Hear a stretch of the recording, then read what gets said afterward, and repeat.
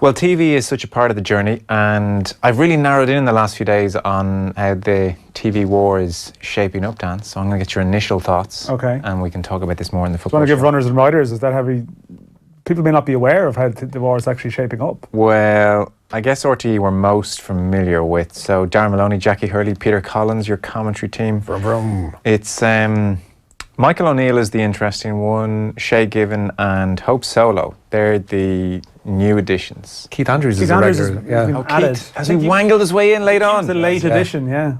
He mentioned that a few weeks ago and he wasn't sure what was happening. So he's wangled, okay. Keith Hasn't worked Andrews. for every outlet just yet. Yeah, He's okay. getting It's not there. Dave McIntyre. Yeah. Keith Andrews there. Hope Solo, I guess, questionable for me. Yeah.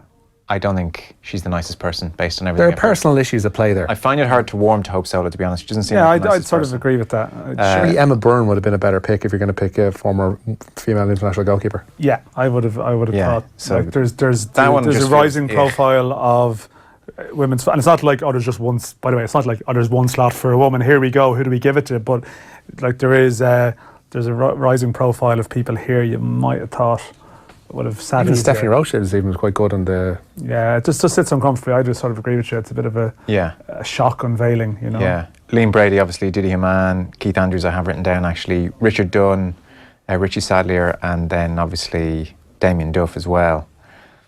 And then Hamilton Canning, Adrian Eames, John Kenny, Hugh Cal, Stephen Elkin, all on commentary with Ronnie Whelan, Ray Houghton, Jim Beglin, and Brian Kerr. It's kind of largely as it's been for the last number of years on RTE. Then I guess ITV could be pretty interesting in that Keenan O'Neill are there and Gary Neville. Yeah. That one I'm quite looking forward Well, to. they put Keane and Neville together. That's what I'm hoping. I'd like to see that dynamic. Well, it's such a clash of styles as well, in that Neville's way more analytical, whereas Keane's punditry isn't. I'd say there's a lot of this stuff in the contracts to keep them apart. I would have thought so. Because we've heard about those kind of behind the scenes wranglings, particularly in the corridors of Montrose. That's happened before. Keep X away from Y because he doesn't want to do the show with them. Look, ITV have everyone. Pugach and Jackie Oatley and Gabriel Clark are presenting, but it's Keane, O'Neill, Gary Neville, Patrice Evra, Henrik Larsson. Patrice Evra I'm looking forward to. I think he's got potential based on his happy birthday videos to himself sometimes. Henrik Larsson, Slaven Bilic. Ian Wright's moved from the BBC. That's controversial. They won't like that. Eni Aluko's there.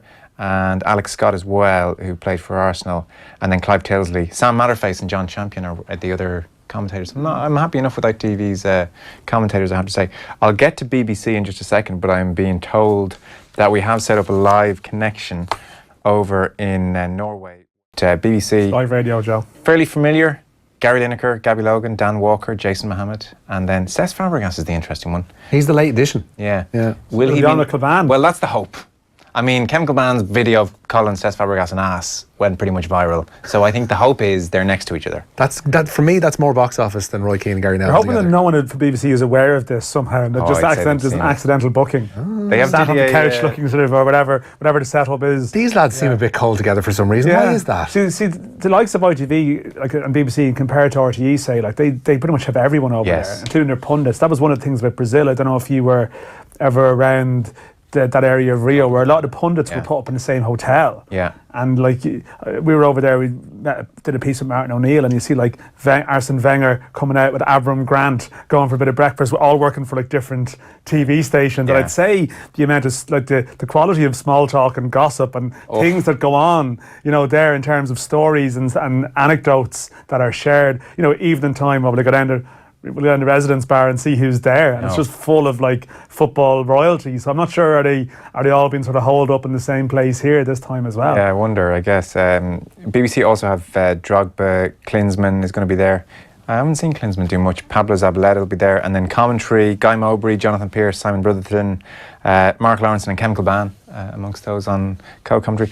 That's how they keep them apart. He'll do more commentary. Yeah. I guess the thing with BBC and ITV is they go for a real international flavour, and I don't know quite often if that works for me. I feel It's like a new you thing. get kind of pidgin English at times, or not great conversations breaking out quite often because the English standard isn't brilliant. But it's well intentioned though. It is well intentioned, but Brilliantly intentioned, but I'd much rather have three people having a proper angry discourse about But something. you never have a great flow to it either. No, Because there's no flow. What you have is, for all of their many, many flaws, the Brady, the Dunphy dynamic with John there as it was, they knew each other and worked together for like several years. What you have now is several people being transplanted into roles alongside each other, and they don't necessarily get the flow of conversation going the same way that a Giles and a Brady would. Yeah. No, but it's a fine line between the continental panel and also having the element of, well, you know, I remember, well, we don't know much about Slovakia, do we? Yeah. No, you know, and that's it. So, I mean, there's a logic behind the plan,